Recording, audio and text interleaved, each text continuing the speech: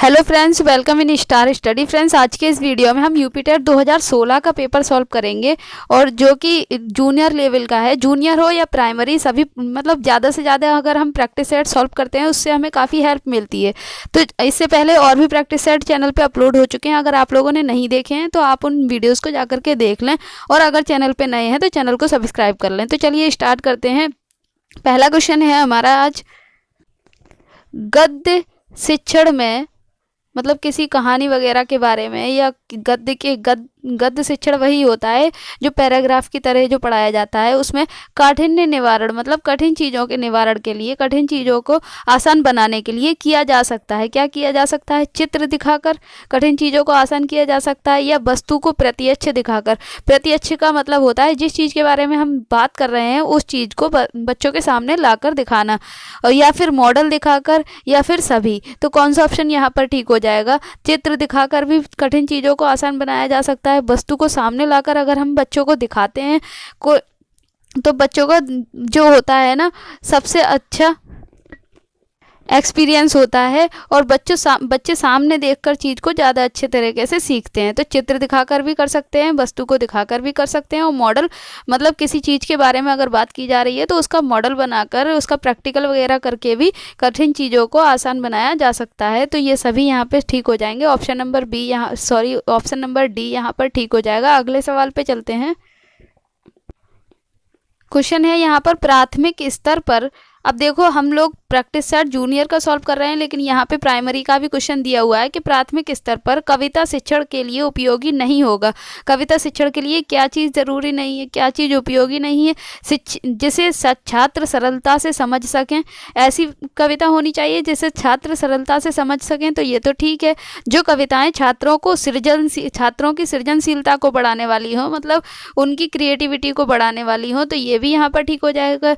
जो कविताएँ अंतर्राष्ट्रीय वादों से संबंधित हो, अंतर्राष्ट्रीय वाद जो पूरी दुनिया में जो वाद विवाद चल रहे हैं उन चीज़ों से संबंधित हो, ऐसी कविताएं प्राइमरी लेवल पर, या फिर हम जिनमें नीति, हास्य, वीरता, देशभक्ति जैसी भावनाएं हो, तो ये तो ठीक है।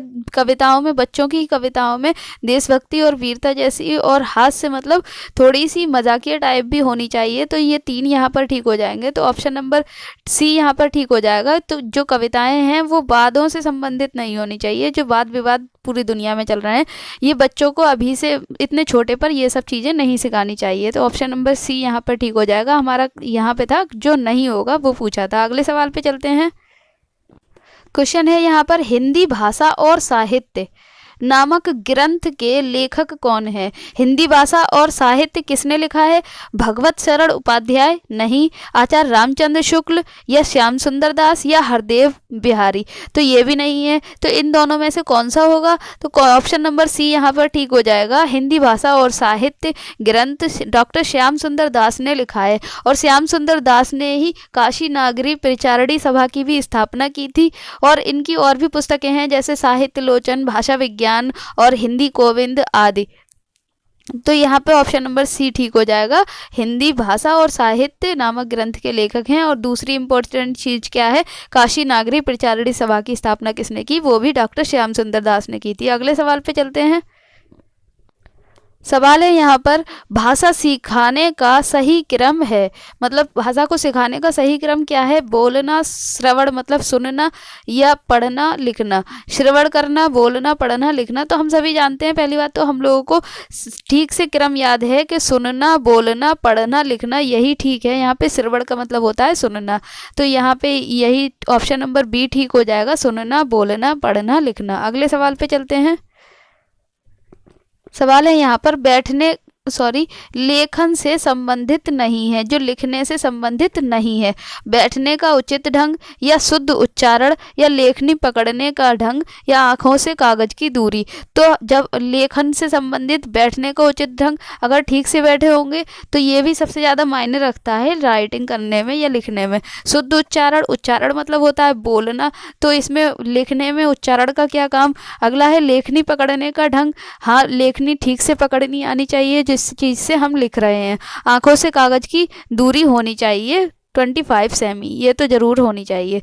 तो यहाँ पे ऑप्शन नंबर बी ठीक हो जाएगा कि शुद्ध उच्चारण जो है, उच्चारण से किसी लेखन का कोई संबंध नहीं है। अगले सवाल पे चलते हैं। सवाल है यहाँ पर, भाषा शिक्षक में होना आवश्यक नहीं है। भाषा का शिक्षक है जो उसमें क्या जरूरी नहीं है, व्याकरण का ज्ञान ये तो होना चाहिए, सुंदर लेख, विषय और मूल्यांकन विधियों का ज्ञान, विषय का ज्ञान भी होना चाहिए, मूल्यांकन विधि बच्चे कितना सीख रहे हैं, क्या सीख रहे हैं, ये सब भी उसको आना चाहिए, रसायनों का ज्ञान। भाषा शिक्षक है तो केमिकल का ज्ञान लेकर के क्या करेगा, तो ऑप्शन नंबर डी यहाँ पर ठीक हो जाएगा कि रसायनों का ज्ञान से उसका कोई ज़्यादा संबंध नहीं है। और यहाँ पे व्याकरण का ज्ञान उसको होना चाहिए, उसका लेख सुंदर होगा तो बच्चे भी ठीक से समझेंगे, और उसे विषय संबंधित सभी जानकारियाँ भी होनी चाहिए, और मूल्यांकन मतलब उस बच्चों ने कितना सीखा है और कहाँ क्या कमी रह गई है, ये सब चीज़ों का उसको ज्ञान होना चाहिए। चलिए अगले सवाल पे चलते हैं। यहाँ एक टेबल दे रखी है, उपन्यास एवं विवेच्य विषय वस्तु की दृष्टि से असंगत युग्म है। उपन्यास दिए गए हैं और जो विषय वस्तुएं दी गई हैं उसमें यहाँ असंगत हमको पहचानना है। तो यहाँ पे दिए गए हैं, सबसे पहला है वरदान रजवाड़ों की दासियों की समस्याओं पर है, सेवा सदन गणिका समस्या एवं विवाह से संबंधित समस्या पर है, प्रेम आश्रय किस पर है, कृषक जीवन की समस्याओं पर है, कायाकल्प सांप्रदायिक समस्या योगाभ्यास एवं पुनर्जन्म विवाद पर है। तो यहाँ पे कौन सा ऑप्शन ठीक होगा, जो कि असंगत है, हमें असंगत पहचानना है जिसका कोई मेल नहीं है। तो यहाँ पे ऑप्शन नंबर ए ठीक हो जाएगा कि वरदान जो है रजवाड़ियों की दासियों की समस्याओं पर संबंधित नहीं है, और इसमें ऑप्शन नंबर ए ठीक हो जाएगा। और बाकी सब यहाँ पर जो दिए गए हैं, सेवा सदन गणिका समस्या और विवाह पर है, प्रेम आश्रय कृषक जीवन की समस्याओं पर है, कायाकल्प सांप्रदायिक समस्या योगाभ्यास एवं पुनर्जन्म विवाद पर है। सवाल है यहाँ पर, आचरण की सभ्यता के निबंधकार कौन हैं? आचरण की सभ्यता निबंध किसने लिखा है, भारतेंदु हरिश्चंद्र ने, या सरदार पूर्ण सिंह ने, या महावीर प्रसाद द्विवेदी ने, या बालकृष्ण भट्ट ने? कौन सा ऑप्शन यहाँ पर ठीक होगा, तो यहाँ पर ऑप्शन नंबर बी ठीक हो जाएगा, सरदार पूर्ण सिंह का निबंध है आचरण की सभ्यता। और यहाँ पर दिए गए हैं भारतेंदु हरिश्चंद्र, तो इनका कौन सा निबंध है, तो इनका निबंध है भारत वर्षोन्नति कैसे हो सकती है। तो अगले सवाल पे चलते हैं। सवाल है यहाँ पर, विरासत शब्द का अर्थ है। विरासत शब्द का क्या अर्थ होता है, प्रकृति से प्राप्त, या पुरखों से प्राप्त, मित्र से प्राप्त, या मूल्य देकर खरीदा हुआ। तो यहाँ पे मूल्य देकर खरीदा हुआ भी नहीं होगा, मित्र से प्राप्त भी नहीं होगा, प्रकृति से प्राप्त प्राकृतिक होता है, पुरखों से प्राप्त मतलब हमारे बाप दादा जो भी होते हैं, दादाजी पिताजी, उनसे प्राप्त जो होती हैं जो चीज़ें, तो उन्हें विरासत कहा जाता है। जैसे कि किसी के संतान होती है और किसी के दादा की जो जमीन होती है दादा की पापा की, तो वो सब चीज़ किस में आ जाती है, विरासत में आ जाती है। यहाँ पे ऑप्शन नंबर बी ठीक हो जाएगा। अगले सवाल पे चलते हैं। निर्बल का विलोम शब्द है, सुदृढ़, सबल, बाहुबली या समुन्नत। तो यहाँ पे कौन सा ऑप्शन ठीक हो जाएगा, निर्बल का विलोम शब्द होता है सबल, जो बलदायक हो, और निर्बल जो थोड़ा कमजोर हो। तो अगले सवाल पे चलते हैं। निर्बल हम गरीब को भी बोल सकते हैं। यहाँ पे अगला सवाल है, हिंदी का प्रथम मौलिक उपन्यास किसे माना जाता है? सबसे पहला है नूतन ब्रह्मचारी, या तितली, या त्यागपत्र, या परीक्षा गुरु। तो हिंदी के प्रथम मौलिक उपन्यास की बात की जा रही है, तो मौलिक उपन्यास कौन सा है, यहाँ पर परीक्षा गुरु है। और ये किसने लिखा था, तो ये लाला श्रीनिवास दास ने लिखा था। परीक्षा गुरु 1882 में लिखा था। किसने लिखा था, लाला श्रीनिवास दास ने। अगले सवाल पे चलते हैं। अगला सवाल है यहाँ, तद्भव पत्रिका कहाँ से प्रकाशित होती है? तद्भव पत्रिका कहाँ से प्रकाशित होती है, बनारस, दिल्ली, लखनऊ, या जबलपुर? कौन सा ऑप्शन यहाँ पर ठीक हो जाएगा, तो ऑप्शन नंबर सी यहाँ पर ठीक हो जाएगा। तद्भव पत्रिका जो है वो लखनऊ से प्रकाशित होती है। अगले सवाल है यहाँ पर, या लकुटी अरु कामरिया पर राज तेहू पुर को तज डारो। तो ये किसकी पंक्तियां हैं, किसने लिखी हैं, सूरदास ने, या नंददास ने, या रसखान ने, या मीराबाई ने? तो किसने लिखी हैं, ये पंक्तियां लिखी हैं रसखान ने। लकुटियारी कृष्ण जी की बात की जा रही है यहाँ पर। अगले सवाल पे चलते हैं। सवाल है यहाँ पर, तद्भव शब्द है, तद्भव और तत्सम दो होते हैं। जो तत्सम होता है वो संस्कृत का रूप होता है, तद्भव जो उसका हिंदी में थोड़ा सा रूपांतरण कर दिया जाता है तो वो तद्भव होता है। तो यहाँ पे कौन सा तद्भव होगा, अंधेरा, प्रकाश, रात्रि, या चंद्र? तो ऑप्शन नंबर ए यहाँ पर ठीक हो जाएगा। तद्भव है अंधेरा, रात्रि तत्सम है, प्रकाश तत्सम है, और चंद्र भी तत्सम है। अगले सवाल पे चलते हैं। यहाँ पे सवाल है आंख एक नहीं कजरोटा 10-10 लोकोक्ति का क्या अर्थ है? व्यर्थ, आडंबर, आंख में काजल लगाना, आंख की देखभाल करना या लाइलाज बीमारी। तो यहाँ पे तीनों ऑप्शन गलत हैं। लाइलाज बीमारी भी नहीं है, आंख की देखभाल करना भी नहीं, आंख का काजल लगाना भी नहीं, आंख एक नहीं मतलब कुछ भी नहीं है। फिर भी कजरोटा 10-10 बेवजह की बातें और बनाना और बहुत ऊंचा, अपने आप को बहुत ज़्यादा अच्छा और ऊंचा सभ्य दिखाना। तो यहाँ पे हो जाएगा व्यर्थ के आडंबर। अगला सवाल है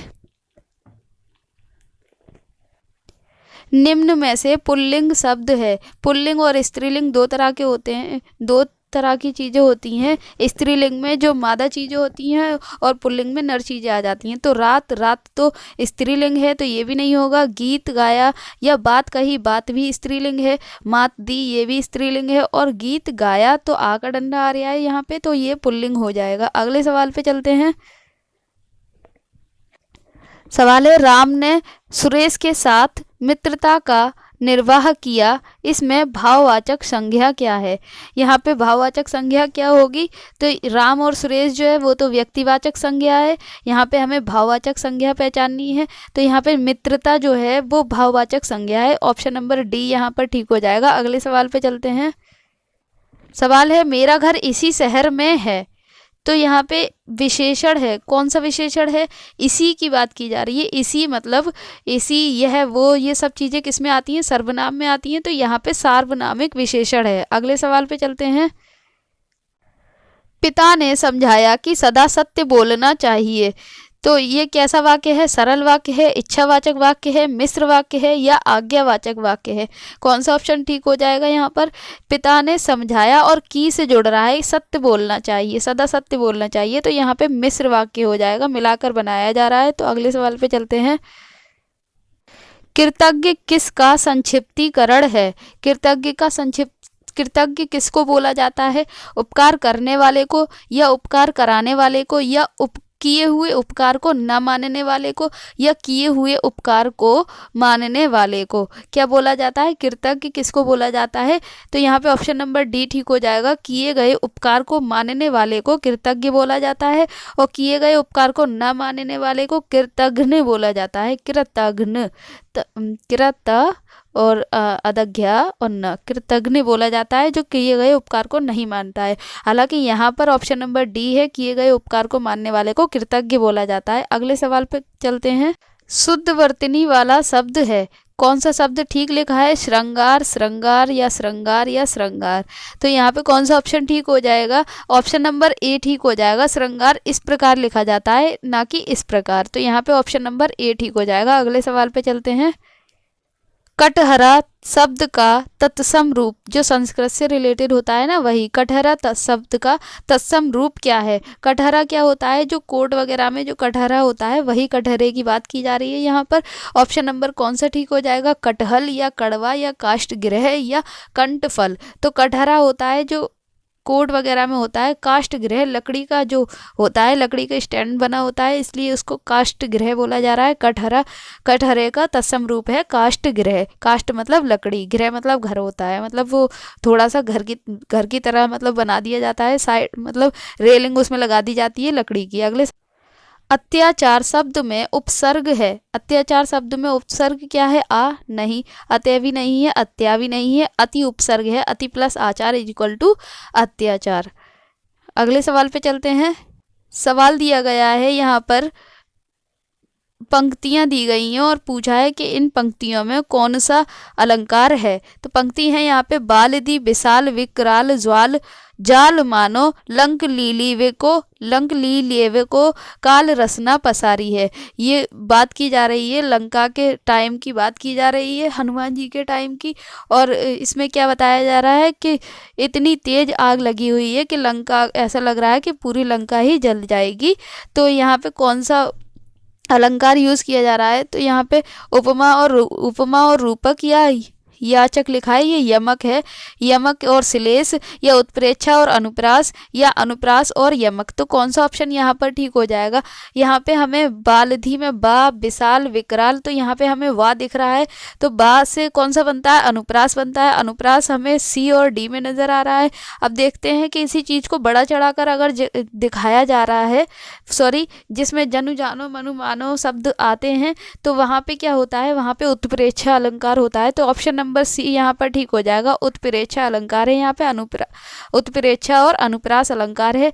ये कीवर्ड होते हैं, जनु जानो जनहु, मनु मानो मनहु, ये उत्प्रेक्षा अलंकार के कीवर्ड होते हैं। और अनुप्रास अलंकार के कीवर्ड क्या होते हैं? एक ही वर्ड की बार बार प्रवृत्ति होती है, तो वहां पे अनुप्रास अलंकार होता है। अगले सवाल पे चलते हैं। रसों को उदित और उद्दीप्त करने वाली सामग्री को क्या कहा जाता है? विभाव, अनुभाव, स्थायी भाव या संचारी भाव। कौन सा ऑप्शन यहाँ पर ठीक हो जाएगा?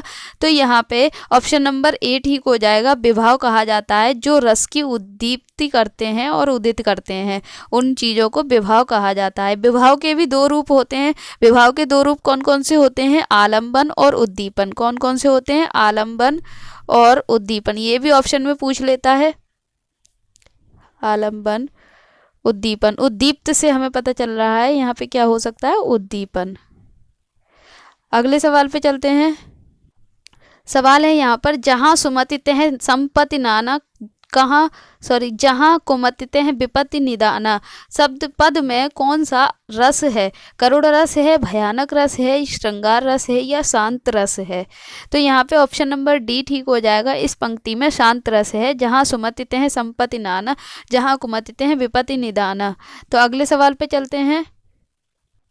यहाँ पर शुद्ध वाक्य कौन सा है? शुद्ध वाक्य कौन सा है? राम ने एक थैला और 2 पुस्तकें खरीदी। राम ने एक थैला और 2 पुस्तकें खरीदी, या राम ने एक थैला और 2 पुस्तकें खरीदा। ये तो गलत ही है। राम ने एक थैला और 2 पुस्तक खरीदे, ये भी गलत है। और यहाँ पे ए नंबर भी इसलिए गलत हो जाएगा क्योंकि यहाँ पे बिंदी नहीं लगी है।